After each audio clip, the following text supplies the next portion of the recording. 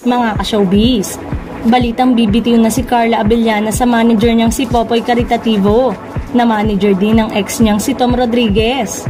Balitang babalik na umano sa bansa si Tom matapos ang commitment niya sa pagkanta sa Amerika.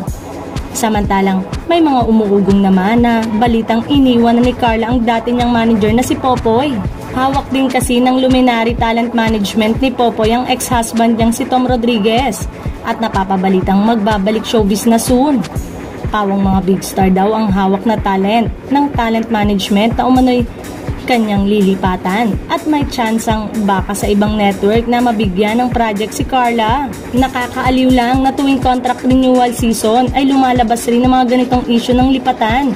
Pero ang huling renewal ng network contract ni Carla ay noon pang January 31, 2019 at usually ay 3-year contract ang kanyang pinipirmahan.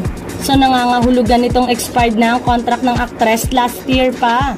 At sinasabing ang bakang Voltes 5 Legacy at ang Stolen Life na ang huling project ni Carla sa network.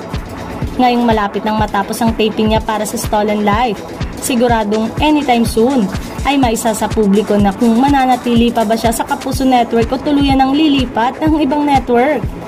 Kinukuha na umano ng ABS-CBN si Carla. Malamang natapusin na lang nito ang ginagawang series sa GMA bago tuluyan ng magpaalam kay Popoy. Samantalang nagkasugat-sugat, may gasgas at nagkapasa-pasa ang mga binti ni Kapuso primetime goddess Carla Abellana dahil sa matitinding eksena na ginawa niya sa taping ng Stolen Life ng GMA7. Wrapping up Stolen Life with a bang. How I feel at 1:15 AM with only half of the scene done at taping and another half to go, caption ni Carla sa pinost na photo.